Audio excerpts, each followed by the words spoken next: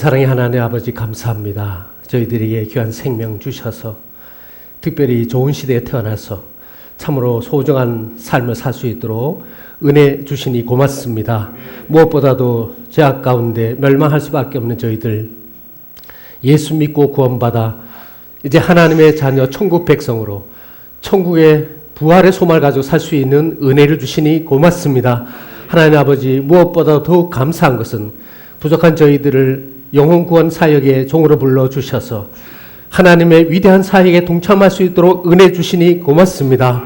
오늘 저희들 참으로 하나님 주신 사명을 잘 감당하기 위하여 사모하는 마음으로 참으로 달려왔나이다. 하나님 아버지 저희들 붙들어 주옵소서.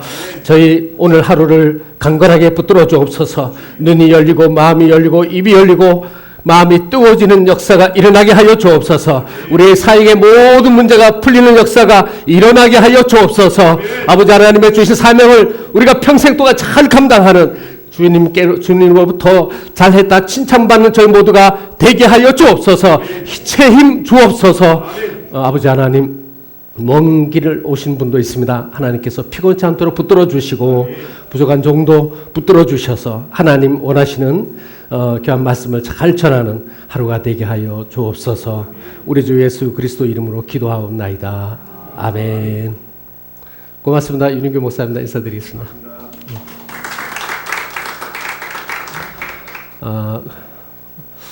너무너무 감사드리고 아마 식사도 잘 못하시고 오신 분도 있을 텐데 좀 먼 거리에서 저도 서울에서 왔습니다만은 오시나 애말 쓰셨고요. 정말 감사드립니다. 아마 이 지금 부산하고 경남 지역에 교회가 무지무지 많을 거예요. 근데 특별히 할머니, 할아버지, 이제 살 날이 얼마 안 남은 그분들, 어떻게 보면 부담이 되고 짐이 되는 그분들을 바라보면서 여기 오셨다는 거 정말 감사드립니다. 너무너무 귀하고요. 제가 지난주에 대구에서 한 30분 모시고 세미나 했는데 부산에도 한 30분 정도 되는 것 같아요. 아직 한 대여섯 분이 못 오셨는데 일단은 먼저 이렇게 일찍 오신 분들 위해서 또 시간도 됐고 그래서 이제 시작하도록 하겠습니다. 몇 년 전에 제가 이제 실버 처치 3년 됐는데 제가 이 사역을 한다 그러니까 어떤 이제 가까운 목사님이 그 얘기를 듣더니 저보고 야, 그거는 깨진 독에 물 붓기 아니냐. 네, 깨진 독에 물 붓기. 우리가 너무 잘하지만 제가 한번 그림을 그려볼게요.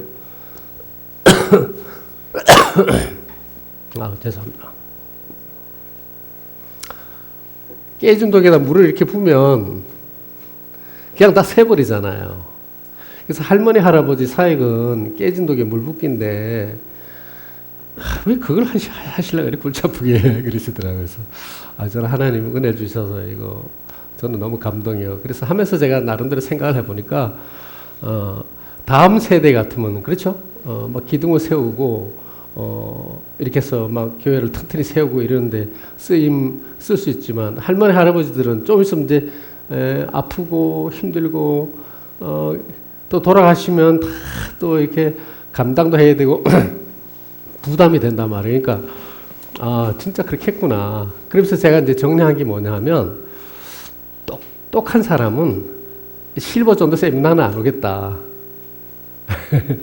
그러니까 이 세상적으로 머리가 잘 돌아가고 똑똑한 사람은 그 깨진 독에서 물 붓기 지금 어디 다음 세대 세우기도 어려운데 무슨 할머니, 할아버지냐. 그리고 똑똑한 분은 잘 안 오실 것 같아요. 근데 어떤 분들이 오시냐면 영적으로 깨어있는 분들, 영적으로 깨어있는 분들이 여기 오셨습니다. 할렐루야. 그러니까 여러분들 제가 이 실버 사역 지금 전국에 한 80군데 정도 교회가 지금 실버 처치를 하고 있고요. 저희 교회에서는 3년 됐어요. 3년 됐고 지금 매주 한두 군데 또는 많게는 3군데 정도 실버 처치가 세워지고 있거든요. 지난 주간에도 이제 세미나 받은 교회들 다니면서 이제 전도를 지원하고 이제 또 오늘 여기 내려와서 여러분하고 이제 하루를 같이 보낼 텐데 이렇게 제가 나름대로 정리가 되더라고요. 다음 세대는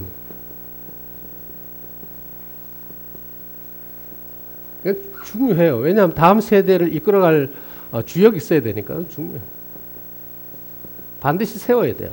그래서 이거 반드시 해야 되고 그러면 이제 실버 세대라고 해요.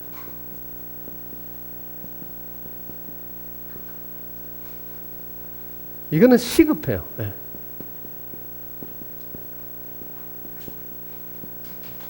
여러분 속담에 발등에 불이라는 속담 있잖아요. 발등에 불이 탁 떨어졌어요. 그럼 가만히 있을 수 있어요? 어떡하라고 얼른 이거부터 처리하고 뭘 하더라지. 예. 할머니 할아버지 영혼들은 시급한 문제거든요.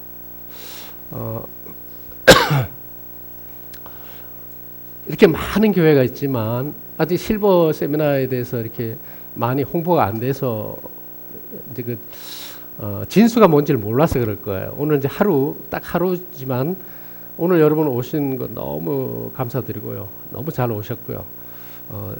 이 실버 전도의 진수를 오늘 말씀을 드릴 거예요. 제가 부족하지만 하나님께서 그런 은혜를 주셨기 때문에 이 실버 세대는 시급한 이런 배경이 갖고 있는데 여러분께서 이렇게 관심을 가지고 오셨다는 거 너무너무 감사드리고요. 오늘 어쨌든 제가 최선을 다해서 하나님 주신 은혜를 여러분과 같이 나눌 겁니다. 하여튼 피곤하시더라도 우리 한번 힘내서 이제 집중했으면 좋겠습니다. 우리 옆 사람 한번 이렇게 좀 우리 몸을 좀 풀겠습니다. 몸을 이렇게 자유롭게 이렇게 한번 이렇게 몸을 이렇게 한번 틀어보세요. 아마 저도 저녁에 와서 한 3시에 일어났는데 그 이것저것 생각하는 잠도 못 자고 그 다음부터 못 자고 왔거든요. 그래서 자 이렇게도 한번 해보세요. 몸을 좀 푸시고 이렇게 한번 푸시고. 네. 자 우리 옆 사람은 축복하겠습니다. 오늘 하여튼 은혜 많이 받으시다. 우리가 축복하겠습니다. 옆 사람 축복 한번 하겠습니다. 네. 제가 해보니까 일어났다 앉았다 이렇게 해야 하루를 할 수 있거든요. 제가 앉아서 진행해도 괜찮겠죠? 네, 앉아서. 자, 그러면 여러분 그 패키지 중에서 사역 지침이라는 책이 있습니다. 이걸 이제 중심으로 제가 오늘 강의를 진행하도록 하겠습니다. 사역 지침 책을 꺼내 보시죠. 혹시 자료 안 받으신 분 있으면 가서 자료를 받아 오십시오.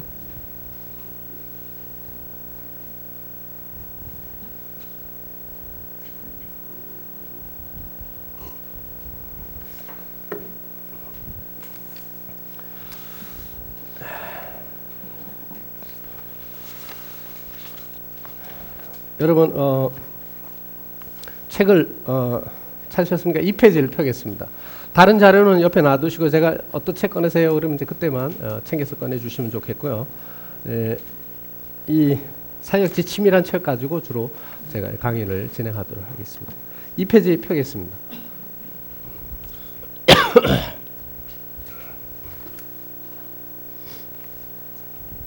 자, 그 위에 제목을 보면 한 사람의 지도자가 변하면 세계 역사가 바뀐다.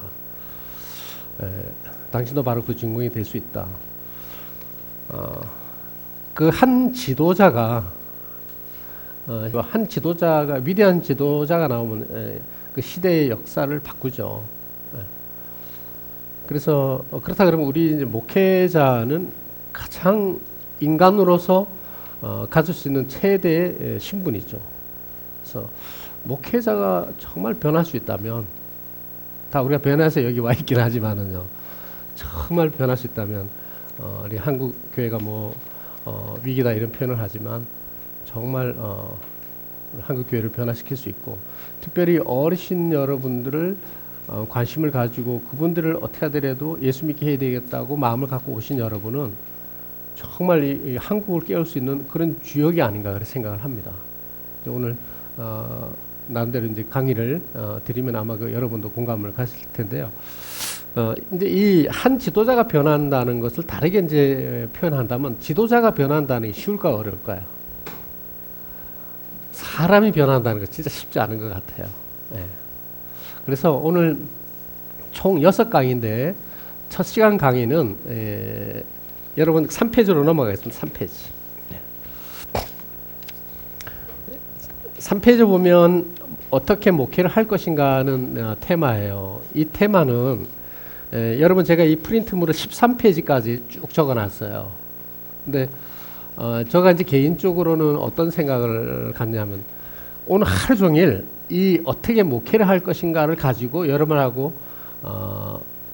같이 은혜를 나눴으면 좋겠다 그렇게 생각을 해요. 그럼 실버 정도 세미나를 못 하잖아요. 그래서 제가 이 13페이지까지 프린트 물량이 많습니다. 그래서 일부러 책을 이렇게 제가 좀 힘들지만 41페이지 정도 되는 분량을 만들어서 여러 개 나눠드렸는데요. 제가 이 첫 시간은 어떻게 목회를 할 것인가 이 부분을 가지고 하루 종일 여러분하고 나눠야 될 분량을 딱 1시간 동안에 요약해서 말씀을 전해드릴 거예요. 그래서 이렇게 충분하진 않지만 요소요소의 핵심적인 그런 말씀을 전해드리려고 그러거든요. 그래서 좀 귀를 기울여 줬으면 좋겠고요. 이제 무엇보다도 제가 실버 처치를 하게 된 그 배경, 그 다음에 이 동기, 또 실버 처치의 어떤 근간, 에너지, 이런 것들이 다 지금 첫 시간 강의에 나온다 이렇게 해도 과언이 아니에요. 그래서 제가 이제 전화 통화를 할 때 하여튼 저 10시까지 10시부터 강의니까 절대 늦지 마세요 말씀드린 이유가 시간이 빠듯하거든요. 그래서 첫 시간이 제일 중요하거든요. 그래서 그것을 또 하루 분량을 1시간에 제가 요약을 하기 때문에 저 나름대로 최선을 다해서 말씀을 전해드릴 텐데 집중해서 들으셨으면 좋겠습니다. 자, 여러분 그 3페이지에 중간쯤 보면 1번 이렇게 되어 있습니다. 그 말씀인데 디모데후서 2장 5절을 같이 한번 읽도록 하겠습니다. 시작. 경계하는 자가 법대로 경계하지 아니하면 승리자의 관을 얻지 못할 것이며 수고하는 농부가 곡식을 먼저 받는 것이 마땅하니라. 아멘. 제가 바로 저 지난주 3주 전에 서울 세미나를 했었거든요. 서울에서 세미나를 했었는데 그때 제가 이번 세미나를 준비하면서 하나님께서 특별한 은혜를 주셨어요. 그것이 뭐냐면 제가 실버 정도 세미나는 2년 됐고요. 그 목회자 세미나는 금년에 7년째 제가 하고 있습니다. 아마 여기 제 목회자 세미나를 참석했던 분도 몇 분 계신 것 같은데 그동안에 제가 이제 계속 그 깨닫고 이렇게 또 이렇게 주장했던 게 뭐냐면 목회는 왕도는 없다. 어떻게 생각해요? 목회는 왕도가 있을까 없을까요? 목회는 왕도가 없다는 생각을 항상 가졌어요. 그리고 그런데 정도는 있다. 그런 걸 제가 많이 강조했거든. 여러분 지금 나누던 이 강의안도 그 전에 하나님께서 이번에 그걸 깨닫게 해주셨는데 그 전에 이게 초안을 잡은 내용이라서 여기 내용을 읽어보시면 왕도는 없다고 표현이 되어 있고요. 그러나 원칙은 있다, 룰은 있다 이렇게 표현을 했어요. 근데 이번에 제가 서울 세미나 한 3, 4일 앞두고 하나님께서 깨닫게 해주신 것이 있는데 그것이 뭐냐면 목회는 왕도가 있다는 거예요. 할렐루야. 네, 한번 적어보겠습니다.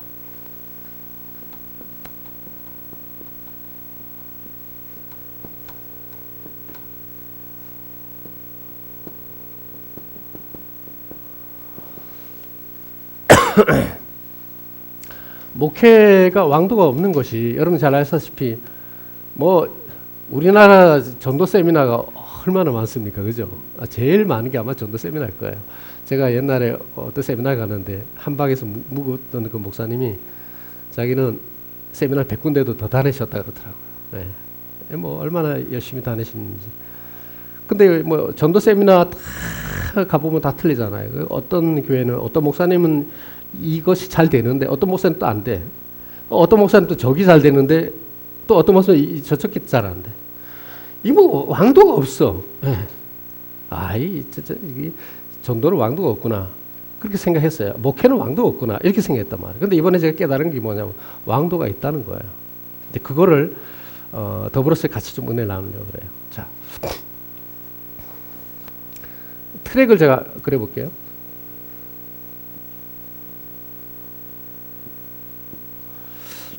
자, 여기 이제 스타트를 하죠. 이제 경기하는 자가 스타트를 해서 이렇게 쭉 트랙을 돌아서 여기 이제 꼬리 지점이에요. 네.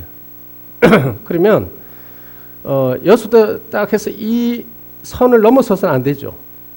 이렇게 가야 되는데 아무리 그 볼트를 할지라도 뭐 100m를 5초에 달린다 할지라도 예를 들어서 이렇게 간다 그러면 이거는 뭐죠? 파울이에요. 파울. 네, 파울. 또는 아웃. 퇴장이에요. 퇴장. 그러니까 룰을 지키지 않으면 이건 또 다르게 하면 법이죠. 법을 지키지 않으면 그거는 처음부터는 되는 게 아니에요. 그러니까 모든 것은 법이 있고 우리가 경기에도 룰이 있고 게임에도 룰이 있는 것처럼 목회에도 이게 있다는 거예요. 자, 한번 보겠습니다. 자, 우리 아까 읽었던 말씀인데 1번 말씀 한번 다시 한번 보겠습니다. 제가 읽으면서 좀 정리를 해드리겠습니다. 경계하는 자가 법대로 경계하지 아니하면, 경계하는 자를 제가 경기를 목회라 이렇게 접근을 해봤어요. 목회하는 자가 법대로는 하나님의 뜻대로 경계하지 아니하면, 그러니까 경계하는 자가, 이건 지금 하나님 말씀인데 무엇을 빗대서 말씀하셨을까? 제가 이제 나름대로 해석한 것은, 목회하는 자가 하나님의 뜻대로 하지 아니하면, 그러니까 내가 목회를 열심히 했단 말이에요. 평생 막 건축도 하여튼 뭐 교회를 상당히 부흥시켰어요. 아주 유명한 목사가 됐어요. 예를 들어서. 근데 그것이 만약에 하나님 뜻대로 원칙대로 안 하면 그것은 아니라는 거고. 계속 보겠습니다. 승리자의 관을 얻지 못할 것이며 그랬어요. 그러니까 게임을 하긴 했는데 룰을 어겼기 때문에 파울이죠. 그래서 상을 받을 수 없다. 아웃돼 버렸으니까. 목회도 그렇게 우리가 정리할 수 있고요. 6절 수고하는 농부가, 수고하는 목회자가 곡식을 상급을 먼저 받는 것이 마땅하니라, 이렇게 되죠. 그러니까 우리가 이제 목회는 얼마큼 부흥하고 성장하느냐 자라나느냐도 중요하겠지만 더 중요한 것은 룰을 지키는 게 중요하다. 그 룰이 뭘까? 하나님의 원하시는 목회를 해야 된다는 거죠. 근데 우리가 하나님 원하시는 거 접어두고 어떻게 하면 부흥하고 성장할까? 이렇게 하면 잘못하면 실수할 수 있다는 거예요. 제가 예화를 하나 드리겠습니다. 어떤 종이 어떤 주인이 종을 불렀어요. 그래가지고 야, 저기 지금 내가 따뜻한 물 한 컵 먹고 싶으니까 주방에 가서 물 한 컵 떠와. 그래서 이제 종이 네 알겠습니다. 그리고 이제 주방에 가서 물 떠러 갔어요. 근데 물 떠러 가면서 뭘 생각했냐면, 아, 지금 이렇게 날이 더우니까 얼음 둥둥 뜨게 하는 시원한 냉수를 갖다 드려야지. 그게 제일 좋을 거야. 우리 주인 좋아할 거야. 아, 그 얼음물 떠가지고 시원한 냉수를 갖다 드렸어. 근데 조금 전에 주인이 뭐라 그랬냐면, 지금 주인이 목이 아파서 감기기가 와가지고 따뜻한 물 한 컵을 먹으려고 그랬는데, 이제 종이 가면서 생각을 바꿔버렸어요. 시원한 냉수가 좋지. 이렇게 했단 말이에요. 그러면 주인이 지금 따뜻한 물을 떠오라 그러는데 냉수를 떠오면 어떻게 될까요? 그 종은 심부름하고 뭘 얻어먹어요? 이거 얻어먹죠. 야, 너는 지금 너 아까 얘기할 때 뭐 들었어? 내 지금 목이 아파. 따뜻한 물을 떠오라 했는데 왜 냉수를 떠왔어? 빨리 가서 따뜻한 물 떠와. 네. 종은 아무리 날이 덥더라도 주인이 시원한 물 떠오라면 시원한 물 떠오고, 따뜻한 물을 떠오라 하면 따뜻한 물을 떠와야 맞는 거잖아요. 근데 따뜻한 물을 떠오라 그랬는데 시원한 물을 떠와 버리면 요거도 먹죠. 일하고. 자, 우리는 하나님의 종이지 않습니까? 근데 하나님이 야, 따뜻한 물 떠와라 그러는데 냉수를 떠오면 될까요? 안 될까요? 이건 상당히 중요한 문제죠. 어떻게 목회를 할 것인가, 이건 너무너무 중요한 부분이라고 생각해요.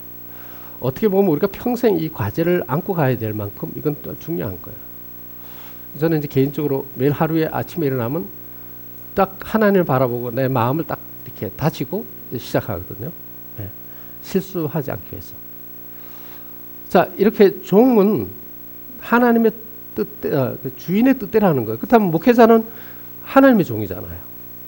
우리 하나님의 종으로 불렀기 때문에 내 뜻대로 목회를 하는 건 아니에요. 이렇게 정리할 수 있어요. 자, 하나님 뜻대로 하는 걸 하나님의 목회라 이렇게 그냥 표현할게요. 하나님의 목회, 내 목회.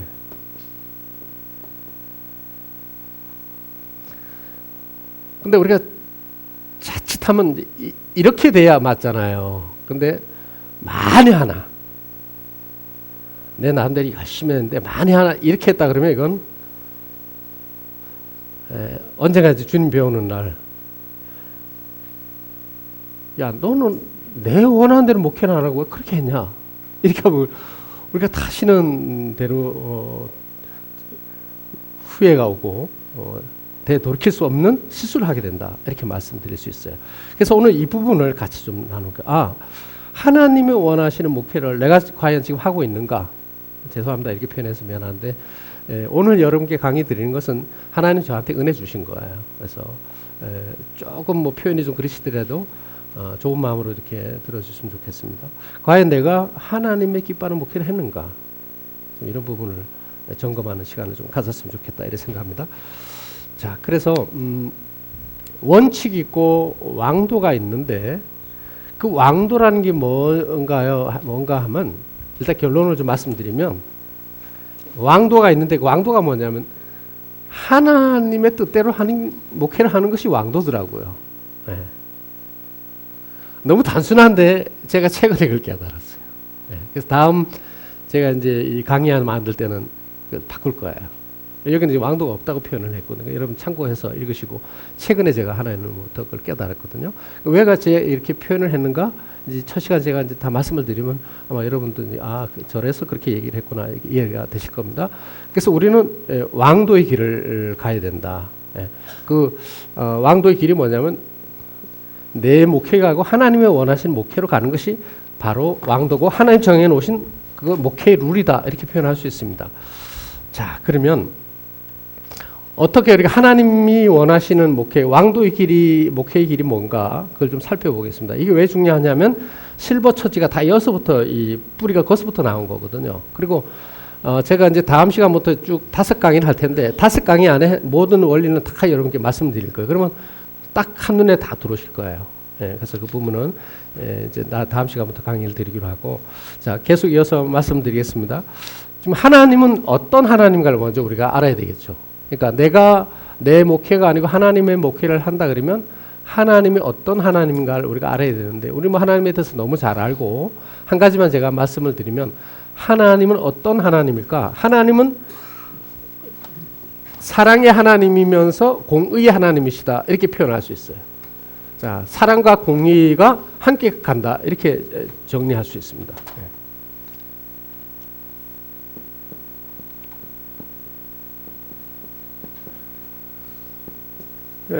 공의와 사랑은요 동전의 앞뒤죠.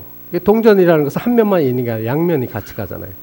종이의 양면이다. 손등과 손 바닥 이렇게 같이 가는 거예요. 그래서 예수님이 이 땅에 오셔서 죽으신 것도 사랑과 공의를 동시에 이루시는 거죠. 잘 아시다시피. 그래서 이 부분에 대해서 제가 나름대로 깨달은 걸 뭐 여러분 잘 아시겠지만 한 가지 말씀을 드리면 저희 부모님은 다 60이 넘으셔서 돌아가셨지만 예수님을 만나지 못하고 돌아가셨어요. 제가 이제 목사가 되고 나서 어느 날 이렇게 묵상을 하는데 저는 제 엄마를 되게 사랑했거든요. 아버지는 그렇게 많이 사랑 안 했는데 우리 어머니, 우리 아버지 돌아가시기 전에 예수 만나서 돌아가시면 얼마나 좋을까. 그게 항상 마음에 걸리는 거예요. 그래서 제가 그런 생각을 해봤어요. 어떤 생각을 해봤냐면 야, 예수님 2000년 전에 이 땅에 오셨는데 야, 우리나라 복음 들어온 지가 지금 100 몇십 년밖에 안 되잖아요. 근데 우리나라 복음 너무 늦게 들어왔다. 좀 일찍 들어왔으면 우리 어머니 아버지도 예수 믿고 구원받았을 텐데 그게 너무 아쉬운 거예요. 근데 하나님은 어떻게 사도 바울이 아시아로 가려고 그랬지 않습니까?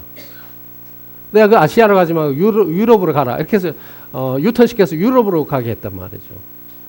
제가 마음속으로 하나님께 질문을 던졌어요. 하나님 그러면 뭐 사도 바울이 필요해서 유럽으로 보내셨으면 한 사람 더 선발해서 아시아로 보냈으면 아시아에도 빨리 복음이 전파되지 않았을까요? 근데 어떻게 이렇게 대한민국 이렇게 복음을 늦게 보면 참 너무 아쉽습니다.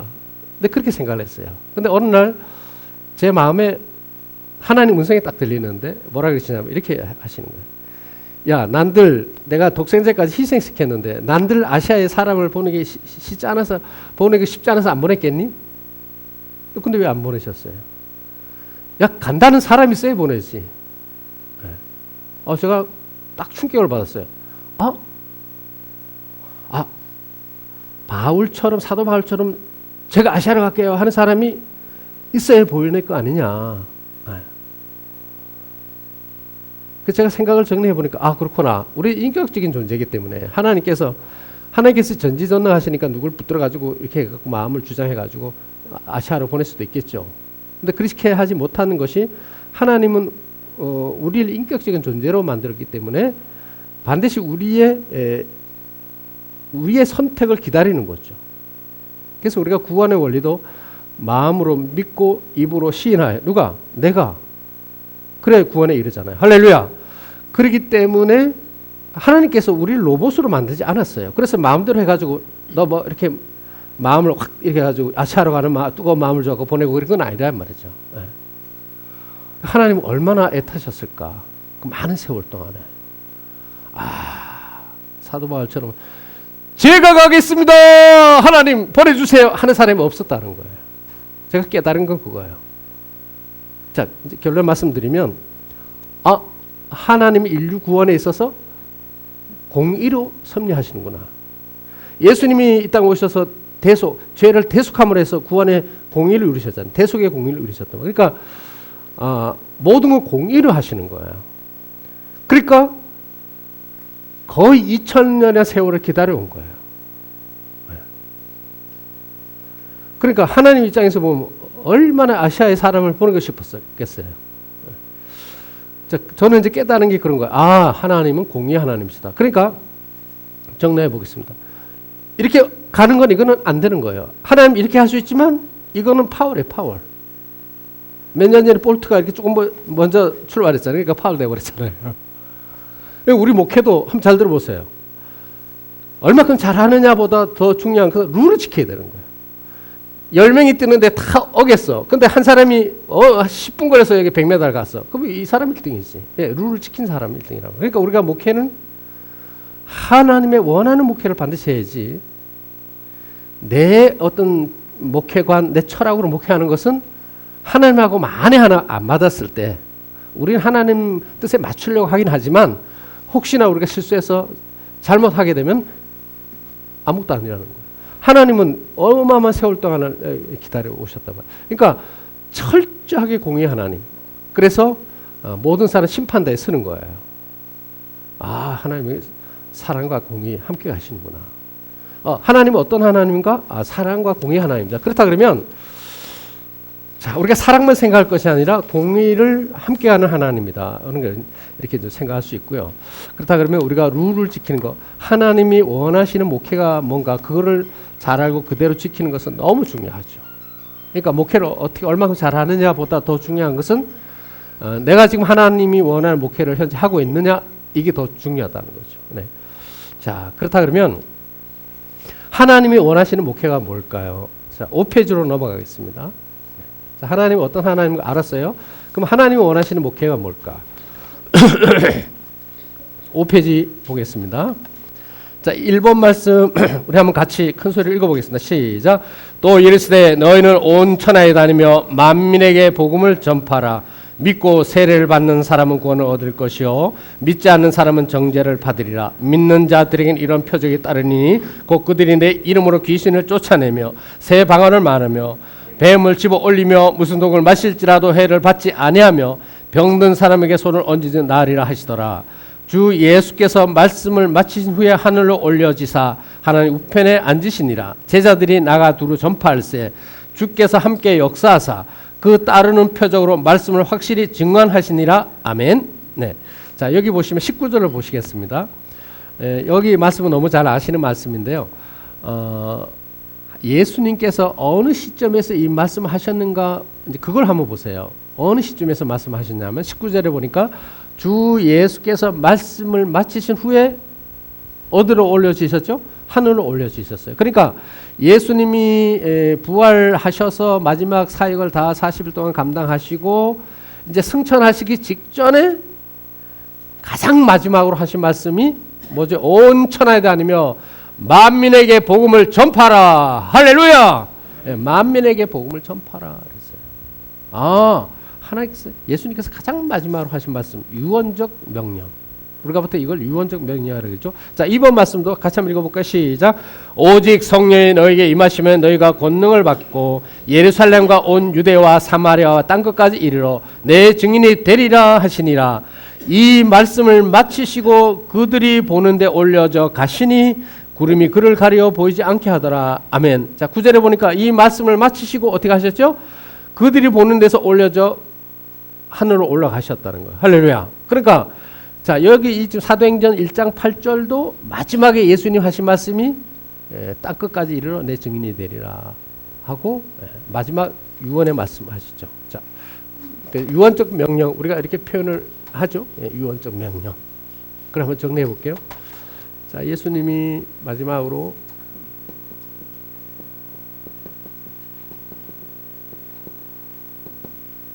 자, 이 지금 말씀 세 가지가 있는데, 그러므로 너희는 가서 모든 족속으로 제자를 삼아 아버지와 아들과 성령의 이름으로 세례를 베풀고 침례를 베풀고 내가 너희에게 분반 모든 것을 가르쳐 지키게 하라.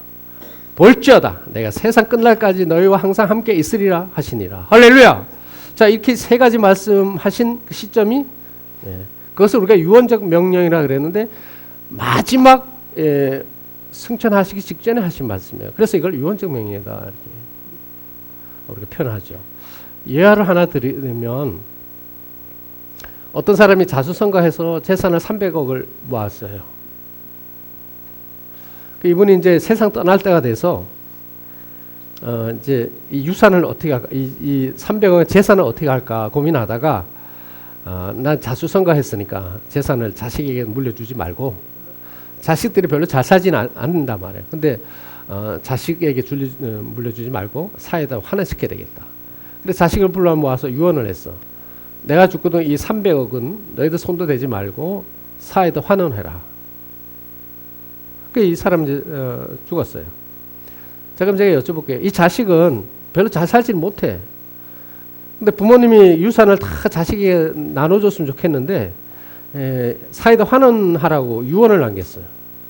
그러면 이 자식이 실제적으로 뭐 아까울 수도 있고 안 아까울 수도 있지만 아깝다는 생각을 갖는다고 쳤을 때, 그러면 이 자식은 300억 재산을 어떻게 해야 되죠? 고인의 유언대로 해야 돼요? 아니면 무시하고 그냥 자식들 나눠 가져야 돼요? 유언대로 해야 돼요. 왜냐하면 이 유언이라는 것은 마지막 그 사람이 떠나는 소원이야. 그리고 가장 진실한 마음이 담겨져 있어요. 그렇죠? 그러니까 300억이 설령 아깝다 할지라도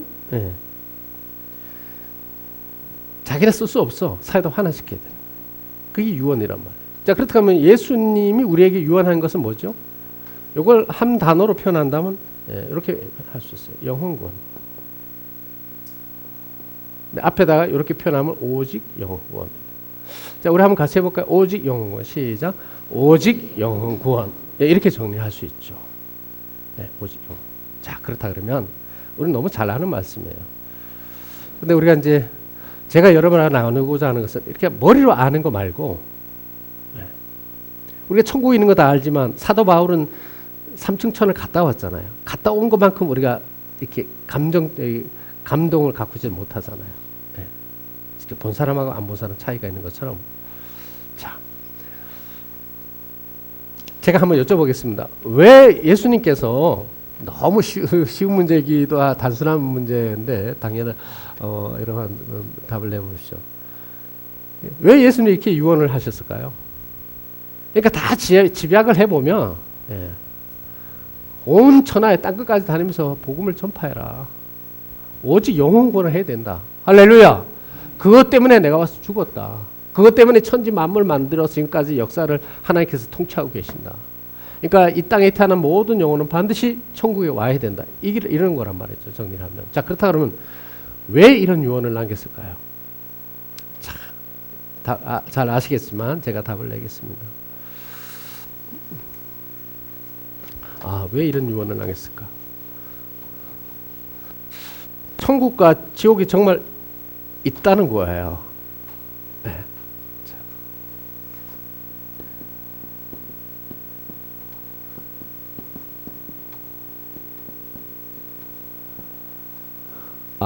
목사님, 그건 주일학교 애들도 다 아는데. 근데 저는 솔직히요, 10년 전에도 목회자였는데, 그때 내세에 대한 인식하고, 지금 내세를 바라보는 그 믿음하고 상당히 차이가 있다고 생각해요. 그래서 앞으로 한 5년 후에는 지금 믿음보다 더 좀 다르지 않을까 싶어요. 자, 말씀을 좀 정리해 볼게요. 왜 예수님께서 야, 땅 끝까지 다니면서 복음을 전파하라. 왜 그러셨을까? 내세가 있기 때문에 그런 거야. 할렐루야! 사람이 죽으면 절대 끝나는 것이 아니고 이 세상에 있는 것처럼 정말 내세가 있다는 거예요. 목사님, 사모님 계속 말씀 전하는 게 이 말씀 아닙니까? 네. 근데 제가 이 말씀을 왜 드리냐면 정말 있다는 거예요. 정말 내세가 있다 그러면 제가 이제 그 실버 예배 때 그래요. 그러면 여러분 내세가 사람이 죽으면 끝나요? 내세가 있어요? 그럼 내세가 있다. 그럼 내세 자, 이 땅에서 몇 년 살아요? 그러면 100년. 금세는 100년. 그러면 내세는 가면 몇 년 살아요? 1000년 살아요? 만년 살아요? 그러면 영원히 산다는 거예요. 그럼 제가 숫자를 써봐요. 계속 끊임없이 써도 계속 써야 돼. 그래서 영원히. 그럼 이렇게 우리가 비교를 해보면 그러면 금세가 중요해요? 내세가 중요해요? 그럼 할머니, 할아버지 다 잘 알아. 정답을. 금세보다 내세가 중요해요. 왜냐하면 여긴 100년하고 비교가 안 된다는 거예요. 그러니까 이게 너무 중요하면 내세가 정말 있다는 거예요. 할렐루야. 그렇기 때문에 우리 예수 믿고 구원받고 더군다나 하나님의 종인데 우리는 예수 믿었기 때문에 어느 날 삶을 마감하면 어디 가죠? 자, 우리가 삶을 마감하면 어디 가죠? 그럼 천국 한번 큰 소리를 해보겠습니다. 그래도 예, 이렇게 좀 재밌을 것 같아요. 자, 우리가 살다가 죽으면 어디 갑니까? 살다가 죽으면 어디 가요? 할렐루야. 근데 뭐 고민하고 염려하고 걱정하고 막 그럴 이유 하나도 없잖아요. 눈 뜨면 할렐루야지. 바로 천국 가잖아요. 우리 설교 많이 하잖아요. 여기는 임시라고. 네. 할렐루야. 아니 뭐 도시에 목회하든 시골에 어디 뭐 하든 교회가 크든 작든 나 예수 믿고 구원받아 하나님 자녀로서 천국의 소망을 가지고 영원한 생명을 소유했단 말이야. 그것도 그냥 영원한 생명을 천국을 보장받았잖아요. 그러니까 내세가 정말 있다는 거예요. 야, 내세가 정말 있다다. 자, 이렇게 표현해 볼게요. 제가 뭐 유명한 목회자가 될 수도 없지만 예를 들어 세계적인 목회자가 됐다고 예를 들어서 전 세계가 알아. 막 어마어마한 목회자가 됐어. 근데 예를 들어서 말씀드린 거예요. 예를 들어서 죽어서 천국에 못 들어가면 어떻게 되는 거야? 천천히 하늘 남기는 거지. 일단 지옥에 떨어지면 지옥에 떨어지면 천국 갈 기회가 있어요, 없어요? 다시는 없는 거예요. 다시는 없는 거예요. 자, 우리가 성경 말씀에 보면 여러분들 말씀 많이 전하실 텐데 거지 나사로 부자 이야기가 있어요. 부자는 뭐 돈이 많으니까 맨날 띵띵거리고 먹다가 그냥 한 반쪽까지 먹다가 버려버리고 그러면 그 거지는 그 대문 앞에 앉아가지고 그 던지는 거 갖다가 주워 먹고 그럼 맨날 그다 뭐 질병 걸려가지고 온통 헌대를 앓고 와서 강아지가 와서 막 훑고 이렇게 비참하게 살았단 말이에요. 근데 결국 세월이 흘러서 거지도 죽고 부자도 죽고. 근데 놀라운 것은 죽은 후에 부자는 지옥에 갔고 거지로 살았지만 이 사람은 어디 갔어요? 천국 갔단 말이에요. 자, 우리가 말씀도 많이 전하지만 저는 이제 이렇게 좀 정리를 해봤어요. 그러니까 사람이 태어나서 평생 헌대를 앓고 비참하게 살고 거지로 살더라도 어디 가야 된다? 그러면 천국 한번 해보겠습니다. 그럼 어디에 가야 된다? 어디에 가야 된다? 천국 가야 되는 거예요. 아무리 유명한 목회자 되고 부흥하고 무슨 잘나고 뭐 하고 뭐 멋지게 인생을 살았지만 지옥 가면 이건 천추의 하늘 안기는 거예요. 그러니까 모든 영혼은 천국을 가야 되는데 왜 제가 이 부분을 말씀드리냐면 정말 내세가 있다는 거예요. 내가 어느 날 삶을 마감하면 반드시 있다는 거예요. 제가 이런 말씀을 드릴게요. 제가 금년에 64살입니다. 그리고 작년 제가 7월 달에 담임직을 사임을 했어요. 그리고 후임 목사님 오셨는데 저희 교회는 뭐 작은 교회예요. 근데 하나님께서 이제 그런 마음을 주셨고 그래서 이 실버 사역이 너무 중요하구나. 이거 올인을 해도 이거 다 못하겠네. 그래서 오늘 그런 마음을 주셔서 제가 조기 은퇴를 했거든요. 근데 어떤 목사님이 저보고 전화를 했어요. 이렇게 말씀하시더라고요. 그럼 앞으로 어떻게 먹고 살라 그래? 네.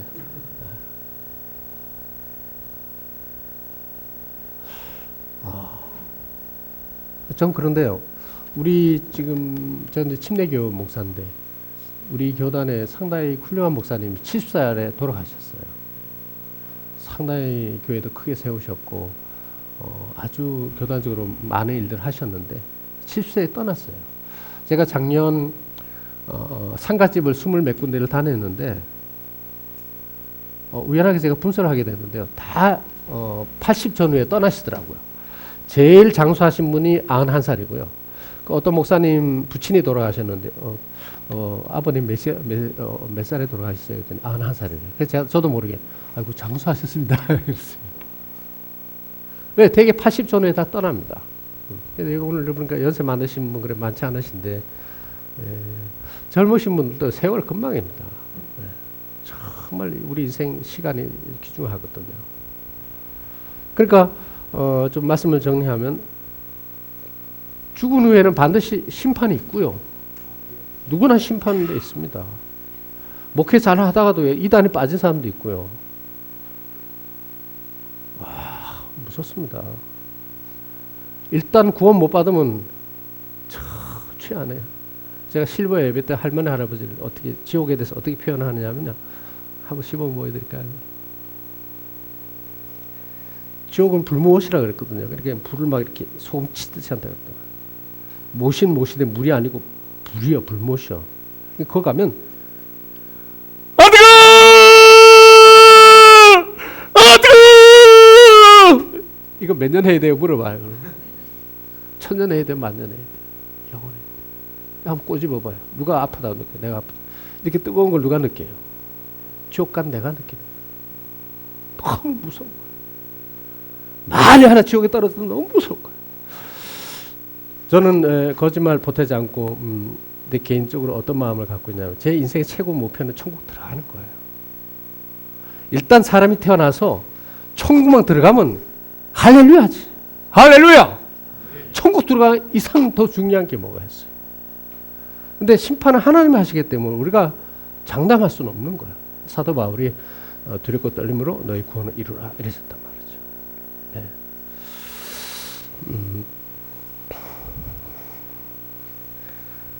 정말 조금 정리해 보겠습니다.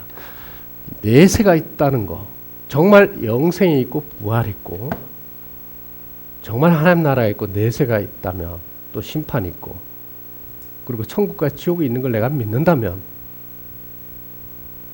어떻게 불신자 전도를 안 할 수 있을까? 정말 내가 그걸 정말 믿는다면 사도 바울을 비유했으면 좋겠어요. 사도 바울은 그걸 갔다 왔거든요. 이야, 내가 내 입으로는 이거 천국 이거 얘기를 못 하겠다. 혹시 내가 얘기하면 오해할까봐 내가 말을 못 하겠다. 그래서 그 얘기를 안 했지 않습니까? 그래서 천국의 비밀에 대해서 좀 사도 바울이 좀 이렇게 잘 해놨으면 좋은데 자세히 안 적어놨어요. 왜냐하면 이거 얘기했다가는 이게 보통 이게 어마어마하기 때문에 말로 표현할 수밖에 없는 오히려 오해받을까봐 복음 전파에 장애가 될까봐 자기가 오히려 말을 안 했죠. 우리 잘 알다시피. 그러니까 한번 생각해 보세요. 내가 지금 천국을 보고 왔다. 정말 있구나. 그러니까 우리는 주의 종이기 때문에 보고 안 왔지만 천국이 정말 있구나. 할렐루야네. 그럼 오늘도 내가 하나님 기뻐하는 삶을 살아야 되겠고 하나님 기뻐하는 사회 해야 되겠구나. 이게 답이 딱 나와버리는 거예요. 이게 풀기 시작하면 너무 어렵지만 사실은 간단 명료한 거거든요. 간단 명료한 거예요. 이제 개인 자랑 하려고 절대 하는 거 아니고요. 같이 이제 목회자로서 은혜 나누려고 하는 거거든요. 그리고 특별히 이제 실버 사역을 제가 하게 된 배경에 대해서도 말씀드리고자 이걸 이제 보여드리는 거예요. 제가 이제 목회자 세미나 2기 때부터 이걸 제가 보여드렸어요. 많이 망설이다가 이거 목사님들이 은혜를 많이 받으시더라고요. 제 사무실에 딱 앉으면 딱 걸어놨어. 그러면 앉으면 딱 그래 오늘도 영혼구원이다. 제가 생각하는 영혼구원은요. 불신자 전도를 의미하는 거예요. 수평이동이 아닙니다. 할렐루야. 예. 자, 한번 보겠습니다. 여러분 교재를 몇 페이지를 보시냐면요. 이제 중간중간 넘어가고요. 7페이지로 넘어가겠습니다. 7페이지.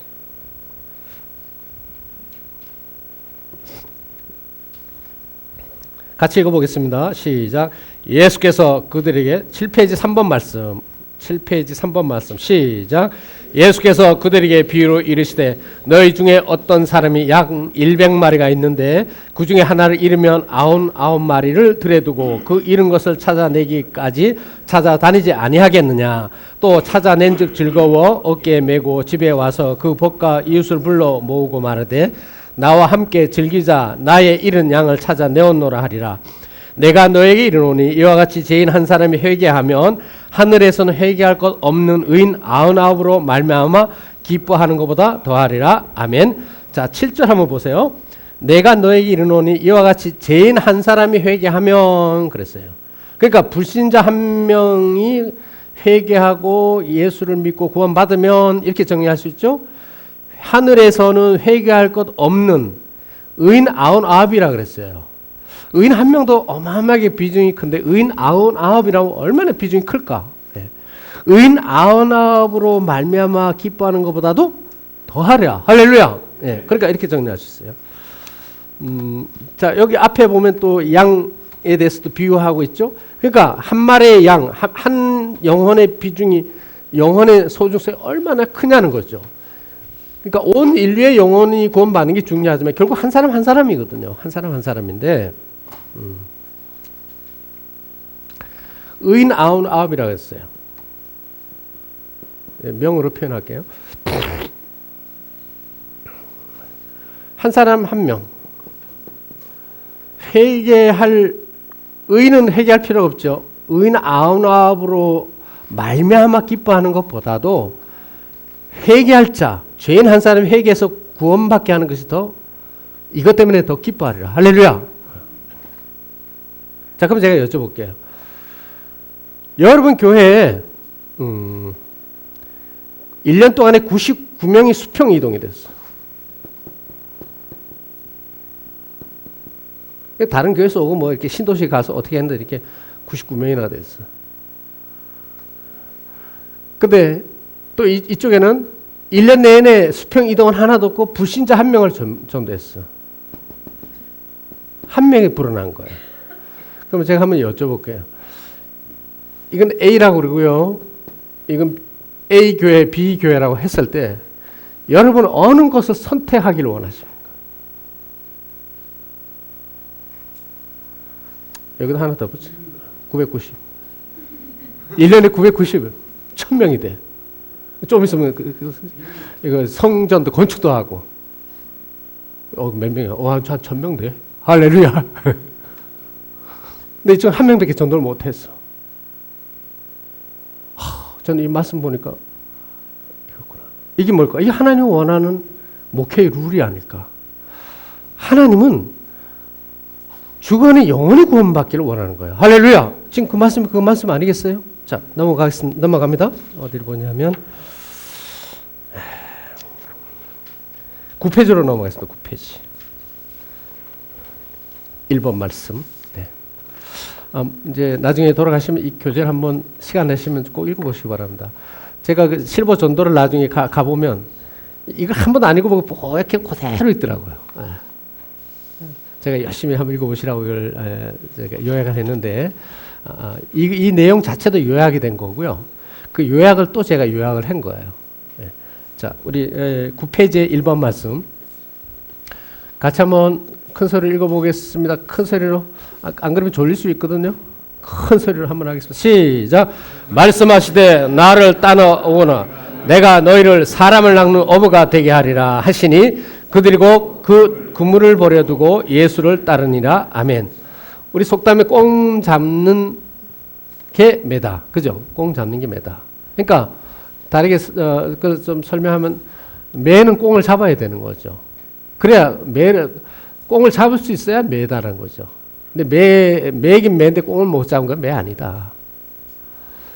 자, 어부가 바다에 나와서 고기를 잡는데 맨날 배 타고 나서 고기를 한 마리 못 잡고 돌아와. 그런 거 배주인이 뭐라 할까? 야, 너 맨날 고기도 못 잡네. 차라리 가서 노가다 해라. 너 못 쓰겠다. 너 맨날 그 고기 한 마리도 못 잡냐? 자, 예수님이 베드로를 부른 이유가 어디 있어요? 한번 보실까요? 말씀. 예수님이 베드로를 제자 삼았죠. 근데 뭐 때문에 삼으셨냐면 내가 너희를 사람을 낚는 어부가 되게 하리라. 예, 사람을 낚는 어부. 사람을 낚는다는 게 뭐예요? 죄악 가운데 있는, 사망 가운데 있는 자를 구원하는 거. 예. 내가 너를 사람을 낚는 어부로 만들겠다. 자, 우리를 종으로 불렀다면 우리를 왜 종으로 불렀을까? 부흥 성장 이런 걸 위해서 불렀을까? 비슷한 것 같지만 부흥 성장하고 영혼 구원하고는 상당히 차이가 있다고 저는 봅니다. 불신자 영혼 구원을 쓰는 거죠. 근데 불신자라고 꼭 표현하는 이유는 우리가 영혼 구원의 수평 이동이 영혼 구원 물론 그 한 부분의 사역인 것만은 맞는데 정말 내가 영혼을 바라볼 때 불신자 영혼을 바라보고 목회를 하느냐 이거예요. 제가 서두에 여러분 너무 감사하고 존경한다고 말씀드린 이유가 뭐냐면 그래도 할머니 할아버지를 관심을 갖는다는 건 상당한 거예요. 저는 그렇게 생각해요. 그래서 너무 감사한 거예요. 근데 할머니 할아버지 똑똑한 사람은 세미나 안 옵니다. 아, 그 뭐 뻔할 뻔짠데 아유 할머니 신경 쓰지 마시면 다음 세대 해야 되니까. 네.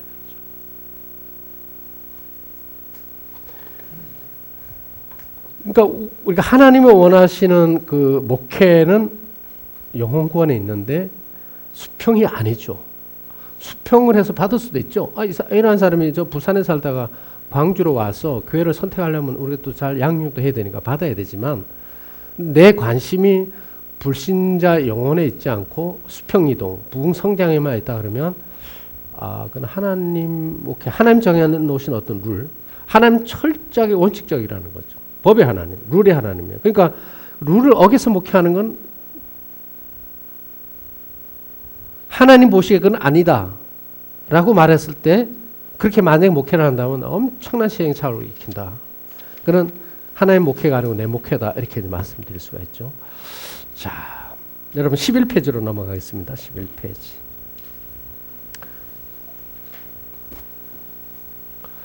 이제 제가 이제 결론 말씀을 좀 요약을 해서 말씀드릴 수가 있습니다.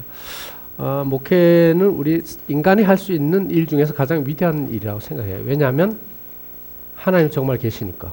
할렐루야!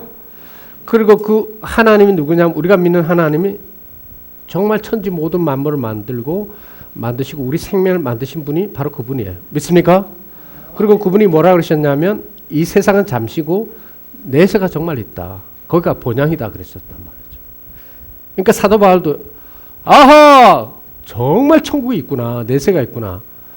확인을 하니까 정말 세상 것을 배설물로 여긴 거거든요. 그냥 그 사도 바울은 미사역을 안 쓴다 그랬어요. 폼 잡으려고 그렇게 표현한 게 아니고 진짜 그렇게 됐단 말이에요. 왜냐하면 정말 천국과 지옥이 있네. 그러니까 저는 뭐냐, 이야 정말 천국과 지옥이 있네. 오늘도 제가 일어나서 하나님 정말 천국과 지옥이 있어요. 저는 믿습니다. 근데 그게 딱 내 가슴에 딱 와서 중심에 딱 있으면 아무리 목회가 어려워도 할렐루야지. 안 그렇습니까? 그죠? 이미 종으로 불렀는데 이미 천국에 확보되어 있는데 고민할 것도 없는 거야. 할렐루야하고 하나님 뜻이 뭔지 그걸 잡고 나가면 되는 거야. 인간이 할 수 있는 최고의 일은 뭐 우리가 하는 이 사역 외에는 없죠. 가장 위대한 거예요. 영혼을 살리는 일이란 말이에요. 하나님 계신 걸 증거하고 내세가 있음을 증거하는 너무 위대한 거예요. 근데 저는 이거 묵상하면 할수록 이렇게 너무 막 감동이 되는지 모르겠어요. 사도 바울은 더 했겠죠. 직접 보고 왔으니까. 근데 그럼에도 불구하고 하나님은 사랑과 공의의 하나님이시서 원칙대로 하신다는 거예요. 그렇다 그러면 우리는 반드시 원칙대로 해야 되는 거예요. 그 원칙이 뭘까? 오직 영혼구원, 불신자 구원. 그러니까 우리는 오늘도 그걸 바라봐야 돼. 제가 좀 짧게 좀 간증 얘기를 좀 하겠습니다. 제가 목회 초기에 제가 이제 원래 목회자가 되기 전에 하나님께 종으로 부르기 전에 조그만 사업을 했었어요. 사업체가 종업원 한 50명 정도 되는 조그만 사업체라고 했었는데 어느 날 하나님께서 종으로 불러서 제가 오살리 기도원에 가서 6일간 금식 기도하고 결단을 내리고 토요일날 내려와서 주일날 예배드리고 월요일날 출근해서 제일 선임 직원한테 회사를 이양하고 나는 신학교 간다 이렇게 해서 이제 회사를 정리를 했어요. 그래서 후임 제일 선임 직원은 어느 날 갑자기 회사를 맡게 된 거예요. 아무런 조건 없이 이제 맡게 돼서 회사가 상당히 좀 안정적이었어요. 그때 일주일에 한 번씩 와서 우리 회사에 와서 신회를 예배를 인도했던 목사님이 계시는데 그 목사님이 제 얘기를 듣더니 절대 회사 정리하지 마라. 회사 그 도장만 찍고 다 안정돼 있는데 회사 내용을 잘 아시니까 정리하지 말고 그러면서도 신학교 얼마나 다닐 수 있다. 뭐 목사님이 말리는 거예요. 근데 저는 내가 생각해 봤을 때 어차피 내가 목회자로 간다면 두 가지 생각하면 안 되겠다 싶어서 제가 용단을 내려서 짧은 기간에 제가 딱 결단을 내렸어요. 그래 내리고 이양을 했는데 그때 신우의 멤버가 한 25명 정도 됐었어요. 근데 이게 일반 직원이 아니고 막 생사고락을 같이 할 정도로 막 제 수족 같은 직원들이 10몇 명 되고 간부들이 10몇 명 되고 이렇게 회사는 작았지만 그런 특별한 회사를 이제 제가 경영을 했었는데 그 이제 세월이 흘러서 제가 이제 교회를 개척을 하게 됐어요. 근데 저한테 회사를 이제 인계받은 그 친구가 창립 예배도 물론 왔고 이렇게 해서 이제 하루는 저한테 와서 그러는 거예요. 목사님 이렇게 교회를 개척을 하셨는데 아무래도 저희가 와서 좀 도와드려야 되지 않겠어요? 저보고 그러는 거예요. 근데 제가 그래 지금 개척인데 아직 좀 힘도 없고 그러니까 좀 와서 좀 도와줘 이렇게만 하면 그 친구를 비롯해 가지고 기존 그 신회 멤버 합치면 한 20-30명 가족까지 합치면 한 20-30명이 딱 초기 멤버가 딱 되는 거야.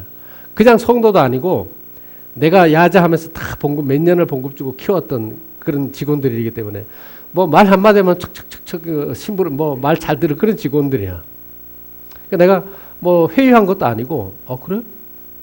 나 생각도 안 하는데 그래 한 번만 좀 도와줘. 이렇게 했으면 누마 한번 찍어 감으면 한 20명, 20-30명 바로 멤버가 되는 거죠. 제가 고민이 많이 되더라고요. 몇 달을 제가 고민하다가 결국은 그 친구가 그랬어요. 야, 그럼 넌 다닌 교회 거기서 하나님 필요해서 거기 다니게 한 거지. 내가 아무리 생각보다 아닌 것 같아. 그래서 제가 받지 않았어요. 받지 않고 이제 신학교 다니면서 제가 1학년 때 불신자 전도가 중요하구나 이렇게 나름대로 하나님께서 깨닫게 해주셨는데 그런 유혹이 우리가 있을 수 있죠. 뭐 내가 미안하지만 좀 말씀 개척교회인데 도와줄래? 요즘은 그런 사람도 있잖아요, 솔직히 해서. 근데 내가 그런 얘기한 것도 아니고 자기가 와서 왜 나한테 회사를 통째로 받았으니까 얼마든지 그러고도 남지. 그러니까 좀 자기가 해주겠다는데 자원해서 그래 1년만 해줘. 뭐 그러면 돼버리잖아요. 네. 근데 내가 이제 세월을 흘러서 생각해 보니까 그건 너무 잘한 것 같아. 너무 잘해. 네. 자, 이제 말씀을 좀 정리하겠습니다. 그래서 만약 그렇게 해서 막 이런 식으로 해서 교회를 부흥시킨다 그러면 지금 내가 이 세상에 있으니까 뭐 좋다 하지만 이제 나중에 가서 결산할 때 하나님 앞에 할 때 넌 룰을 어겼어. 저는 이게 너무 중요하다고 생각해요. 그러니까 룰을 어기며 하는 건 안 돼. 그러니까 하나님의 원하시는 목회가 뭔가? 불신자 전도예요. 그러니까 영혼 구원에 있는 거예요. 그래서 실버 처치는 이제 계속 말씀을 드리겠습니다만은 목표가 딱 한 가지예요. 할머니, 할아버지들이 죽기 전에 반드시 예수 만나서 천국 가게 하는 데 있는 거예요. 조금 더 설명드릴게요. 뭐 내 교회에 등록해서 몇 명이 왔다 이게 중요한 것이 아니고 정말 이 사람이 죽었을 때 정말 천국 가야 되는 거야. 할렐루야. 그게 중요한 거란 말이죠. 네. 다시 한번요.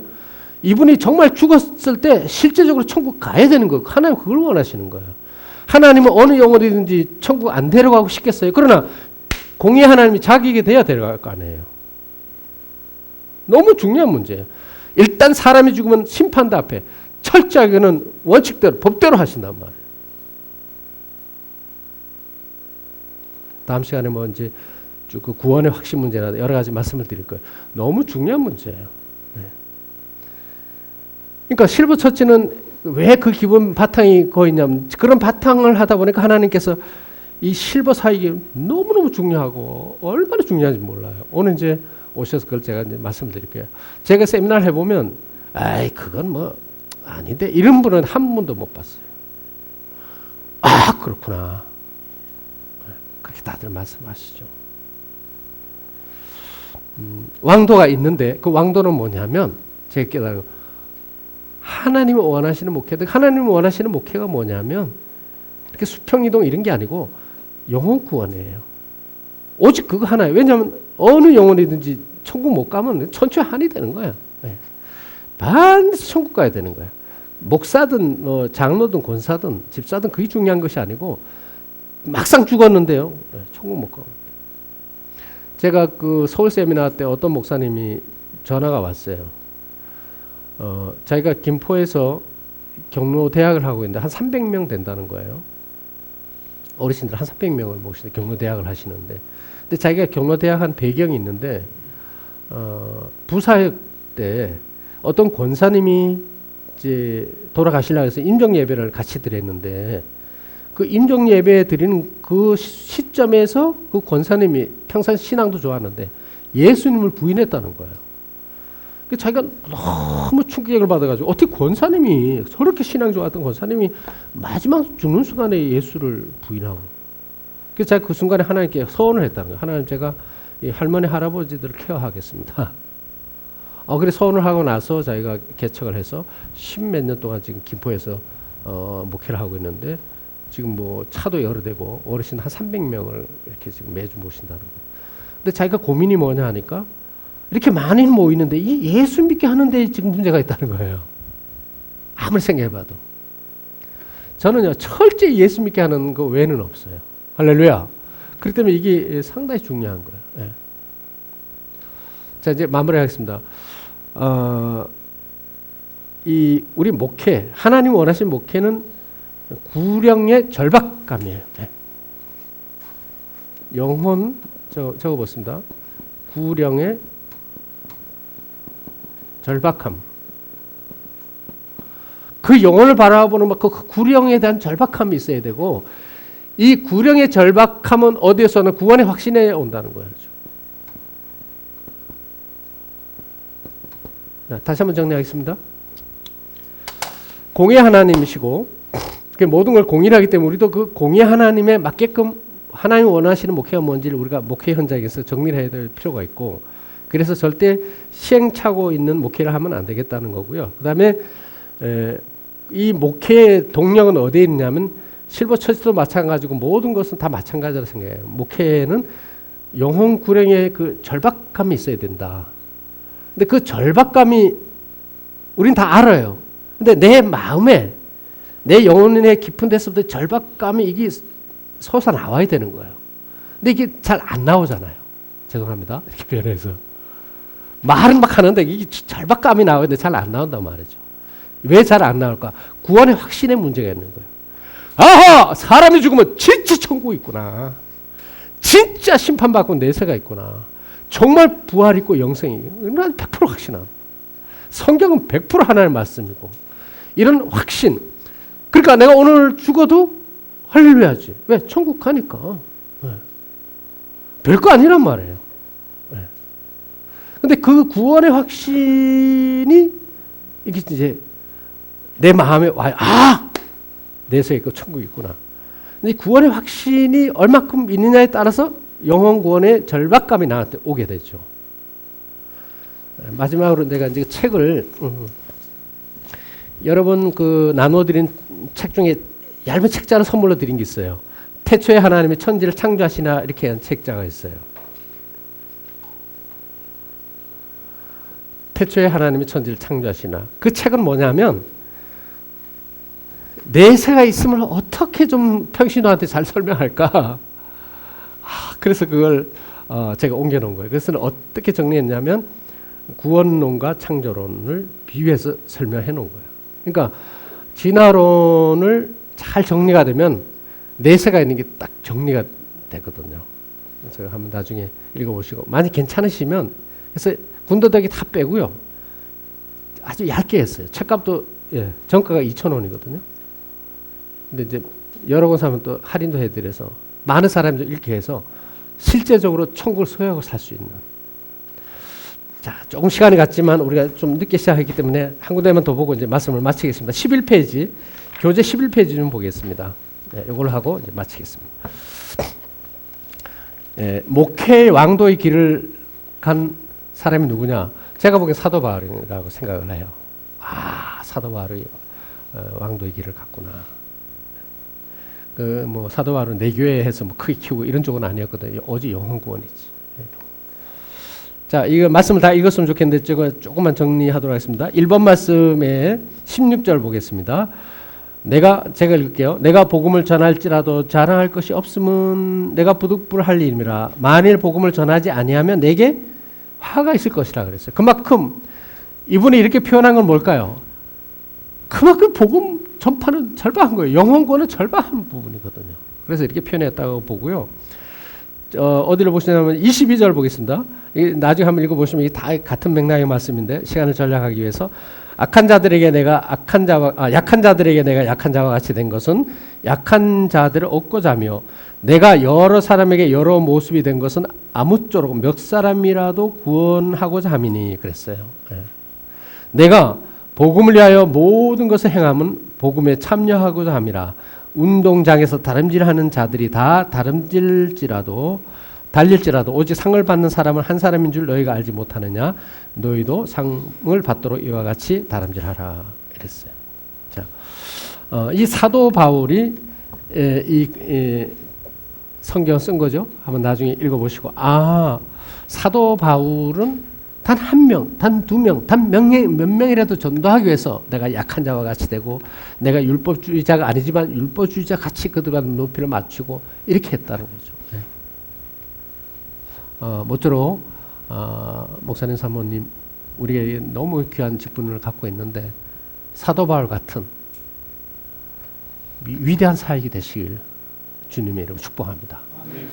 자, 우리 한번 같이 한 1, 2분 통성으로 기도하고 하나님의 원하시는 너무 위대한 자리에 내가 있는데 제가 세상 것 때문에 매이지 않았는지 이제부터는 내가 자유하며 하나님 원하시는 위대한 목회를 할 수 있도록 하나님께서 감동하옵소서. 우리 한번 통성으로 기도하고 제가 마무리 기도하겠습니다. 할렐루야. 사랑의 하나님 아버지 고맙습니다. 오늘 하나님 은혜 주셔서 부유한 저희 오늘 하나님의 아버지 하나님의 원하시는 하나님이 위대한 아버지 하나님이여 사역이 뭔지 알 수 있도록 은혜 주시니 고맙습니다. 주여 우리가 가장 위대한 자리에 있사오니 하나님 아버지 이 아버지의 위치를 아버지를 잘 알게 하시고 하나님 기뻐하는 이 위대한 사역을 아버지 우리가 살아있는 동안에 우리가 목회하는 동안에 이 사역을 아버지 감당할 수 있는 은혜를 허락하여 주옵소서.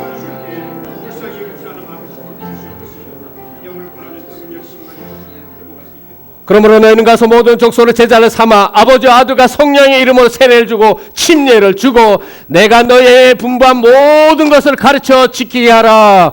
볼지어다 내가 세상 끝날까지 너희와 항상 함께 있으리라 하시니라. 아멘. 할렐루야. 주여 고맙습니다. 저희들에게 위대한 신분을 주시니 감사합니다. 이 아버지의 위대한 위치에 있고 위대한 사역을 감당할 수 있도록 주여 우리를 붙들어 주옵소서. 우리 생애가 위대한 목회 생애가 되게 하여 주옵소서. 세상 가치관에 머무는 것이 아니라 우리가 천국을 바라보고 구원의 확신을 가지고 아버지 하나님의 뜨거운 구원의 열정으로 우리가 아버지 맡은 사역을 잘 감당하여 우리 사역마다 아버지 하나님 위대한 사역이 되게 하여 주옵소서.